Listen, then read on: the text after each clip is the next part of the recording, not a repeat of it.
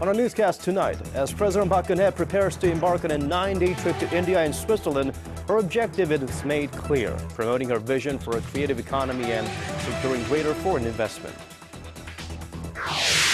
Japan continues to add more cracks to their already heavily dented relations with Korea. According to the Japanese media, their new teaching manuals will claim that Dokdo is illegally occupied by Korea. Ruling party chief Hwang Woo-yeol displays his full support for President Park Geun-hye's ambitious 3-year economic innovation plan. In his New Year press conference, he calls for rigorous reforms of public sector corporations. For these and more, stay with us for Early Edition at 6.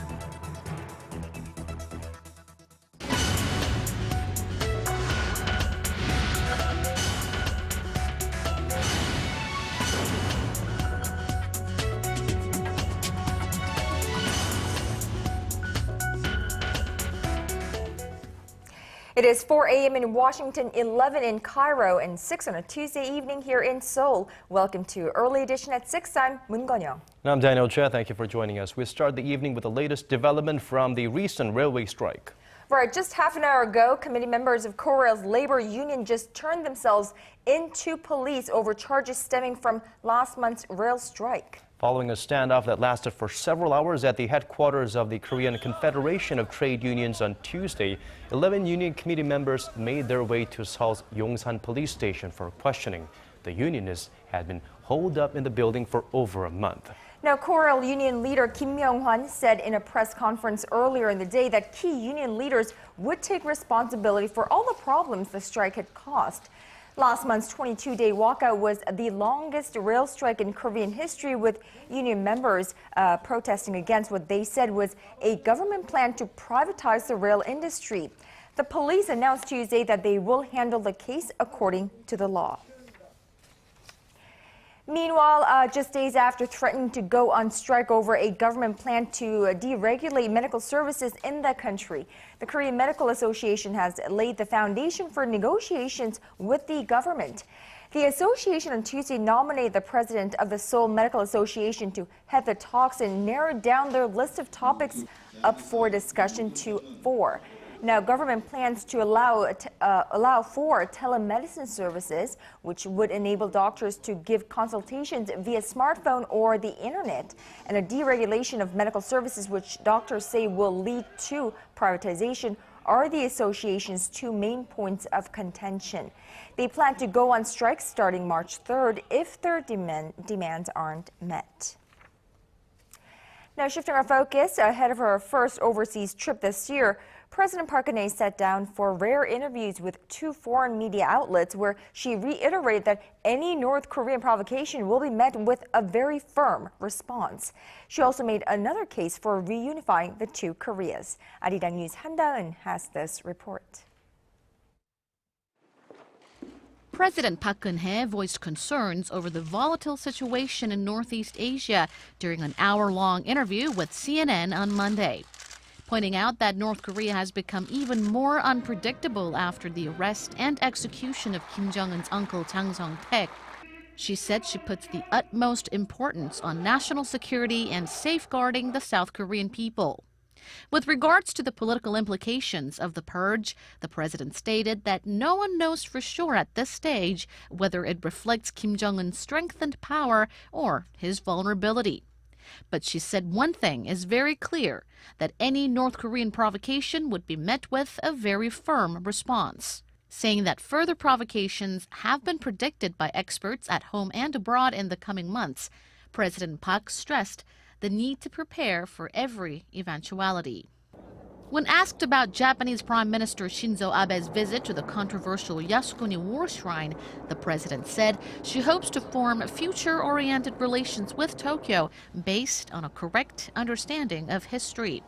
President Park also urged Tokyo to follow through with the Murayama and Kono statements that propelled Korea-Japan relations forward in the past.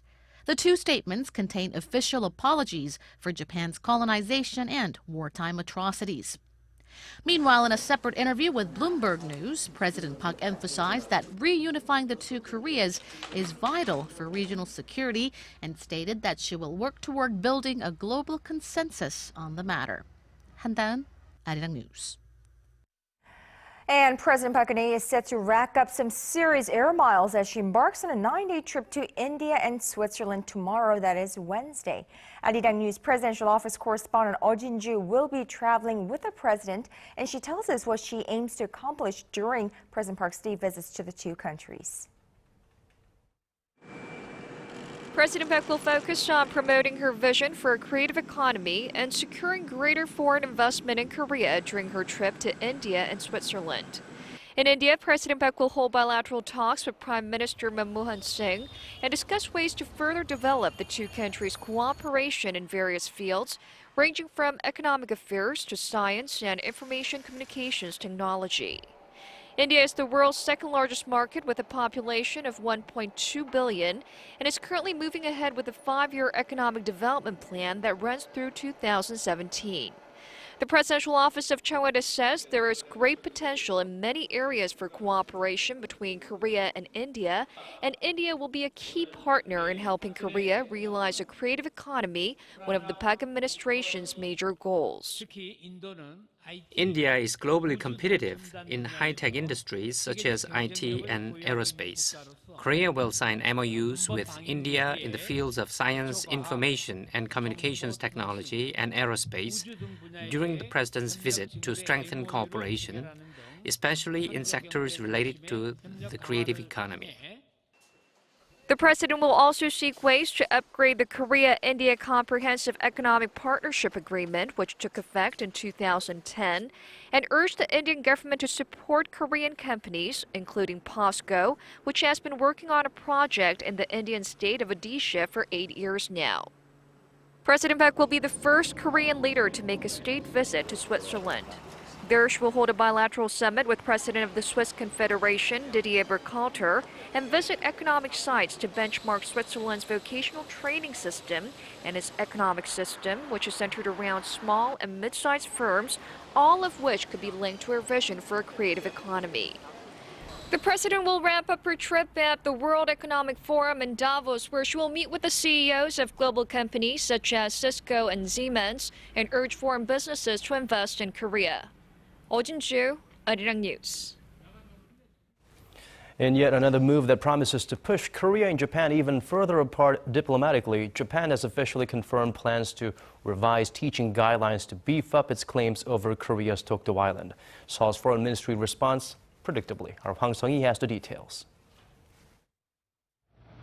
Japan has officially confirmed it will revise educational guidelines to bolster its claims over Korea's Dokdo Island, a move Seoul has warned will further damage their already frosty ties.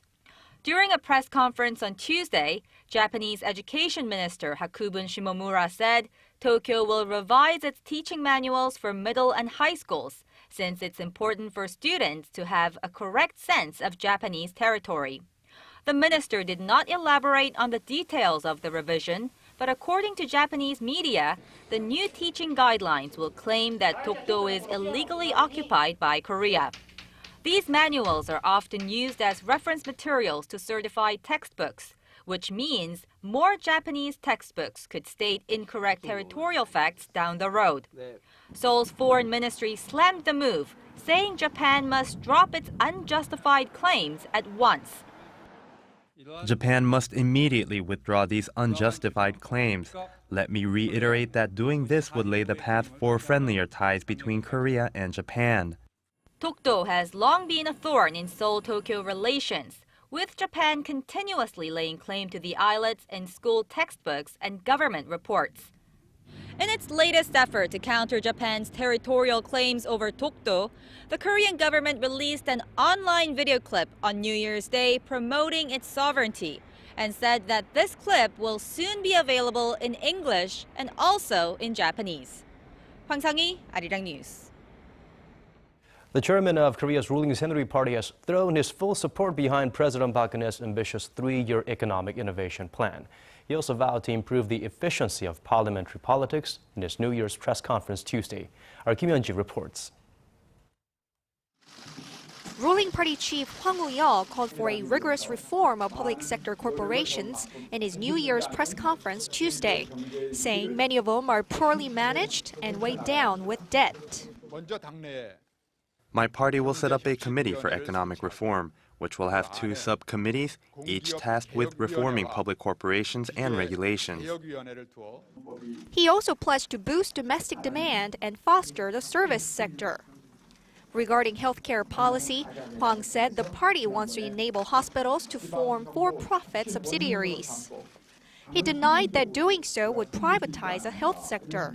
The healthcare policy my party and the government are pushing for would keep the public healthcare system centered around the National Health Insurance Service, while allowing hospitals to set up for-profit subsidiaries, such as hotels, restaurants, and funeral halls.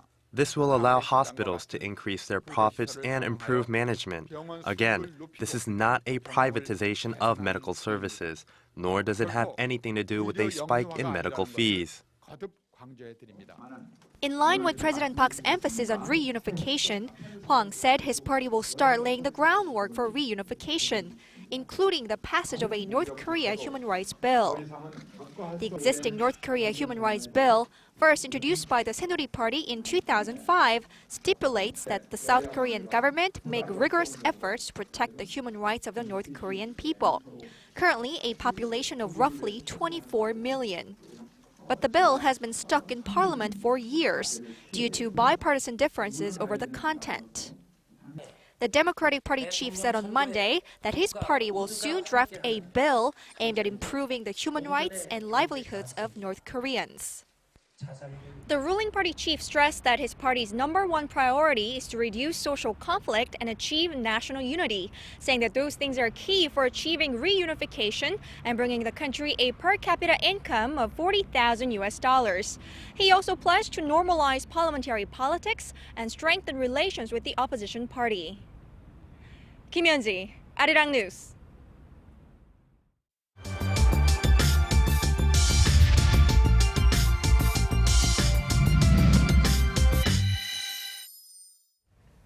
Now, all of this week, we have been dedicating our special in-depth reports to the possibility of a reunification of the 2 Koreas. Of course, it will almost certainly come with a price tag, hefty price tag that is. The economic benefits of the reunification could be much greater. And our Kim Ji-yeon shows us how a reunified Korea would ultimately raise the nation's competitiveness as a geopolitical hub. Experts in Seoul say the reunification of the 2 Koreas would help the region reach its potential as an important economic center.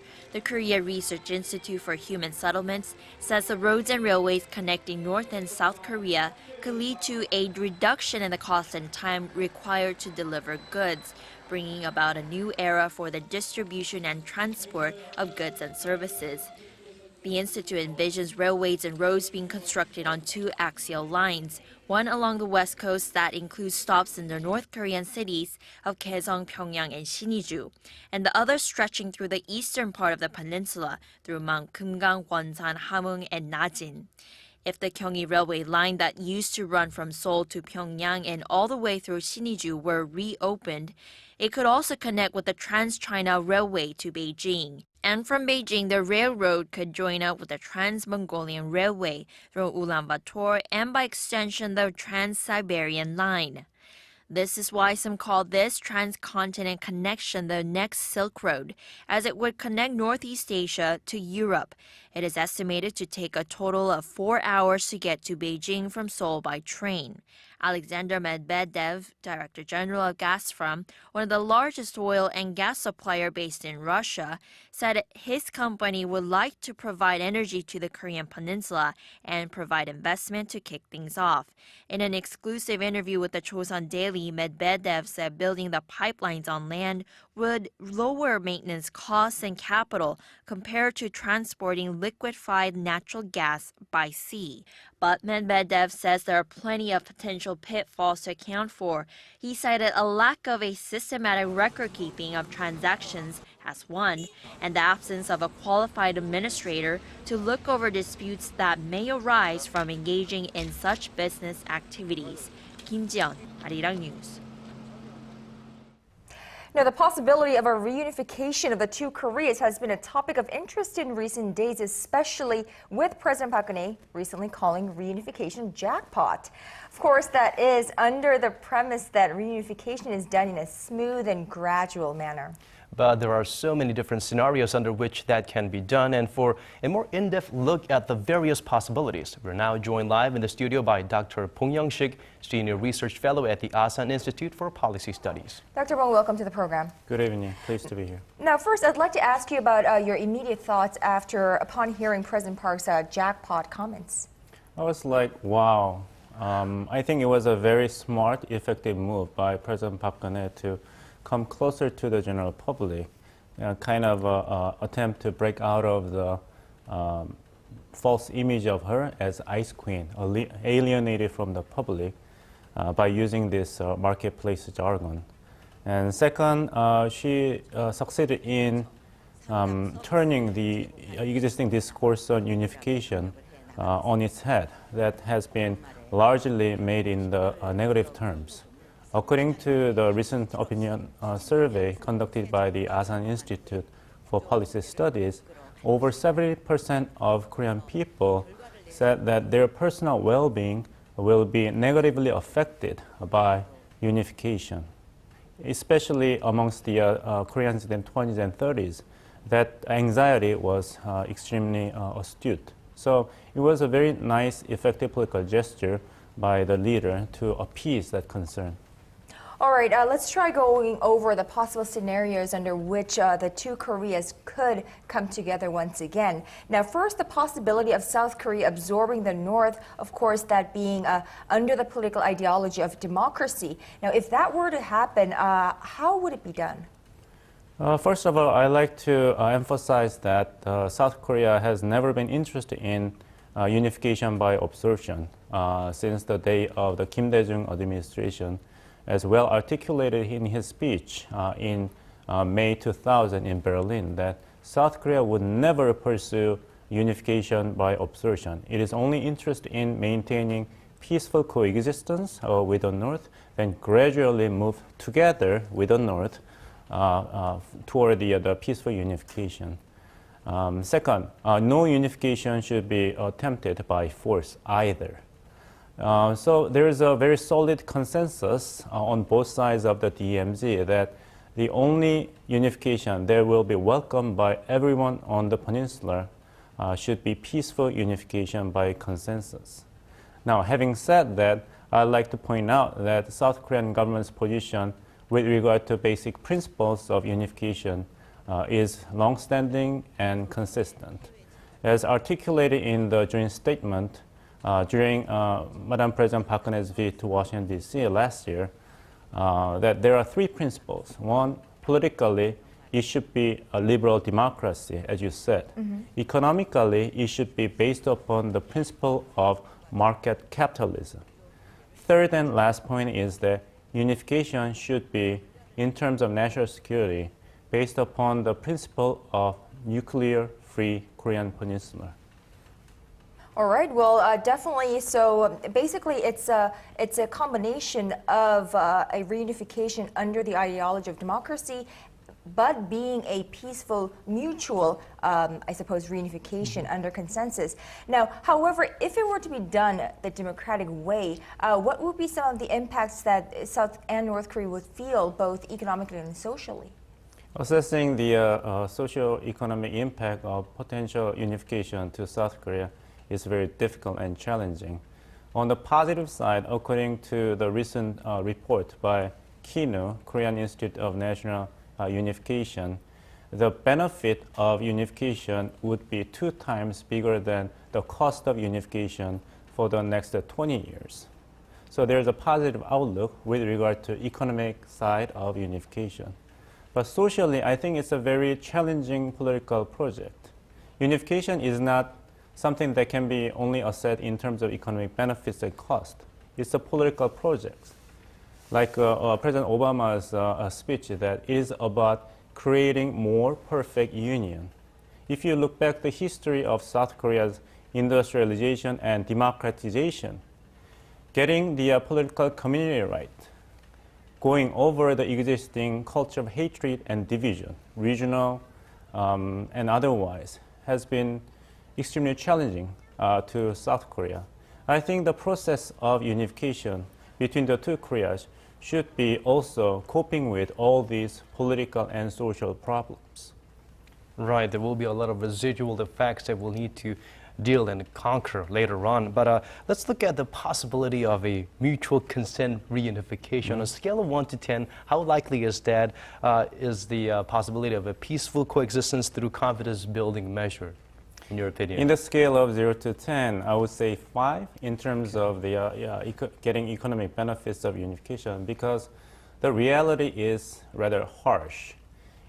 Because of the substantial and widening wealth gap between the two Koreas. In terms of GDP per capita, South Korea is 38 times larger than North Korea. The entire GDP of North Korea is only as big as that of city of Gwangju.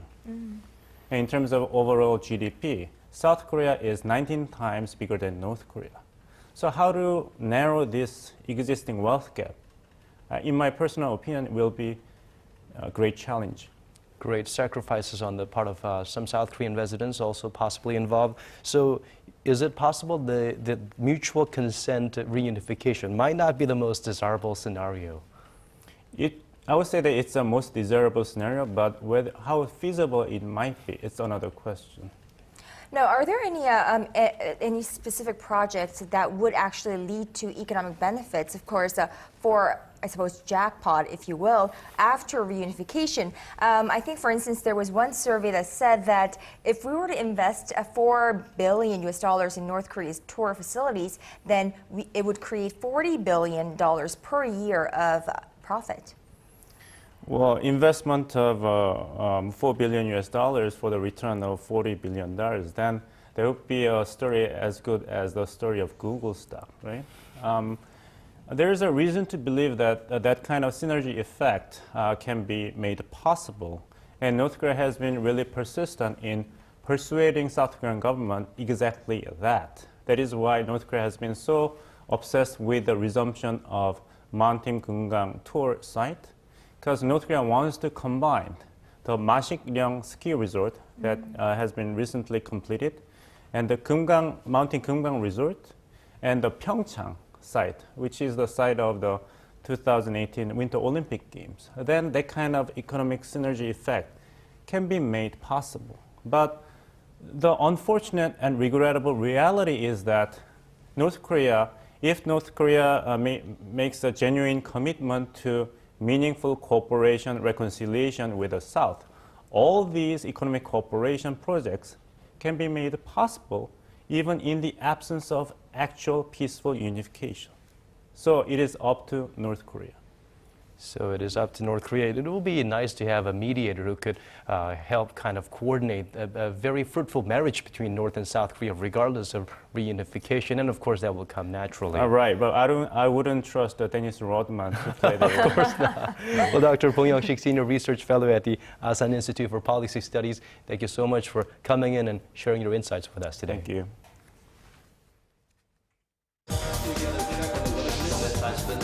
Digging deeper, getting to the bottom of stories that impact your life. Talking with you on air and online. Connecting you with heroes and experts to help you understand the world's most pressing issues. News and current affairs at its best with Moon Gun-young and Daniel Che on Early Edition at 6. Now, shifting gears to the economy, Korean import prices rose by Moving on to other stories, Korea's auto exports surged to a record high of almost $50 billion last year, thanks in no small parts to local automakers expanding their presence in the luxury sedan market. Exports to the U.S. also hit a record high in 2013. Our Hwang Ji-hye has the details. Korean automakers' recent drive to make inroads into the luxury car market seems to be paying off. The Trade Ministry said Tuesday that increasing sales of more expensive cars helped the nation's auto exports reach a record high of $48.7 billion last year, up more than 3% from a year earlier. The record value comes despite a fall in the number of vehicles sold overseas last year, caused largely by strikes of unionized auto workers and a weaker Japanese yen. The ministry says the average export price of Korean cars has risen nearly 40% in the past 4 years. The biggest increase in exports came from the U.S., where Hyundai Motor is stepping up its efforts to sell its luxury model Genesis. The Korea Automobile Manufacturers Association estimates Korea's overall 2013 vehicle shipments to the U.S. at a record $12 billion, up nearly 15% from the previous year.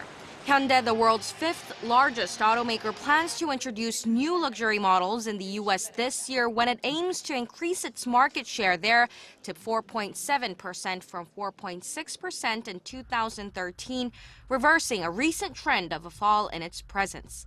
Hwang Ji-ae, Arirang News.